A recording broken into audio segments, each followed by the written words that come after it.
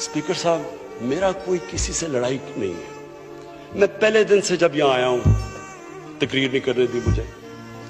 जब मैं बात करता हूं शोर मचता है, गलत बातें करती है। मेरी किसी से कोई लड़ाई है? इन सबको जो भी ये समझता है कि ये मैं किसी से लड़ाई की वजह से या कोई मैं अपने दुश्मनियां किसी से हैं, मेरी कोई किसी से दुश्मनी नहीं। मैं आज आपके सामने कह रहा हूं कि अगर पाकिस्तान के अंदर, हमारे मुल्क में अगर सही माने में अकाउंटेबिलिटी प्रोसेस ना चला, हम किसी सूरत इतना पैसा नहीं इकट्ठा कर सकते अपने बच्चों को तालीम देने के लिए, सेहत उनके इलाज करने के लिए, अस्पताल ठीक करने के लिए। हम आगे बढ़ ही नहीं सकते। जब एलीट करप्शन पे लगी हुई है, वो आप कैसे समझते हैं वो मुल्क तरक्की करेगा? हम जब आप किसी के ऊपर केस होता है, वो कहते हैं जी पॉलिटिकल विक्टिमाइजेशन है।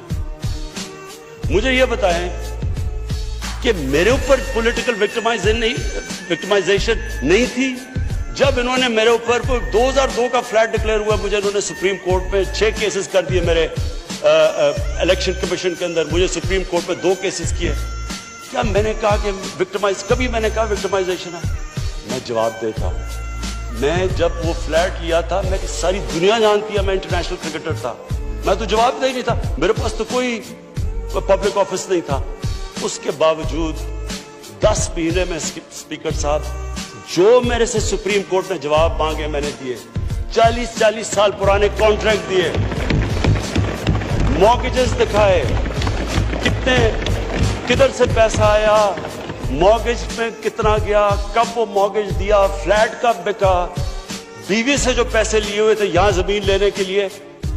आपको पता है सुप्रीम कोर्ट ने मेरे से पूछा कि जनाब आप बताएं, साबित करें कि आपने बीवी को पैसे वापस किए थे। वो बीवी ने ईमेल दे रही है कि हाँ इसने पैसे वापस किए थे। उन्होंने कहा नहीं सबूत दो। ये कभी हुआ ही नहीं है ऐसे कि वो बीवी कह रही है पैसे, वो कहते नहीं। बैंक स्टेटमेंट्स निकाल के दी 15 साल पुरानी, जो मेरा ट्रांजैक्शन बीवी के साथ था, मनी ट्रेल दी, सारा जो पैसा वहां से हलाल की कमाई का बाहर से पाकिस्तान लेके आया, उसकी मनी ट्रेल दी। स्पीकर साहब, कोई मैंने कमाल नहीं किया। ये हर उस मुल्क में जिसमें जेन्युइन डेमोक्रेसी है, वहां एक लीडर को जवाब देना पड़ता है, क्योंकि वो अमानतदार होता है, वो पब्लिक के पैसे का अमानतदार होता है। ये कोई विक्टिमाइजेशन नहीं है। और ये जो नैब है, ये हमने तो नहीं नैब बनाई। एक आदमी हमने भर्ती नहीं करवाया, नैब तो पुरानी है, 90% केसेस भी पुराने हैं, लेकिन गालियां हर रोज मुझे पड़ती हैं कि जनाब देखें इमरान खान ने ये कर दिया, वो कर दिया। लेकिन स्पीकर साहब, मैं चाहता हूं कि हमारी पार्लियामेंट चले। मैं चाहता हूं कि डिबेट हो सही, क्योंकि डिबेट के बगैर आइडियाज तराशे नहीं जाते। डिबेट सबसे इंपॉर्टेंट चीज डेमोक्रेसी की अकाउंटेबिलिटी और मेरिट के बाद तीसरी चीज है, वो डिबेट होती है। यहां डिबेट ही नहीं हो सकती। जब बात करो वो शुरू हो जाता है कि जी वो नैब न्याजी नेक्सस या कभी कुछ शुरू हो जाता है। यानी इस तरह तो बोल देखे ना स्पीकर साहब, मैंने तो नहीं नैब बनाई। पॉइंट ये है कि क्या फंडामेंटल प्रिंसिपल ये है, क्या हमारे जो इक्तदार में लोग रहते हैं वो जवाब देना चाहते हैं अपनी वेल्थ का, या नहीं देना चाहते? और अगर वो नहीं देना चाहते तो बाकी क्यों देंगे? आप जो कल्चर होता है वो ऊपर से सेट होता है। वो कहते हैं fish rots from the top. जब ऊपर से खराब होता है, सारा माशरा नीचे तक तबाह हो जाता है। करप्शन का स्पीकर साहब नंबर 1 प्रॉब्लम यह होता है कि मुल्क में जो पैसा ह्यूमन डेवलपमेंट में जाना होता है वो लोगों की जेबों में चला जाता है।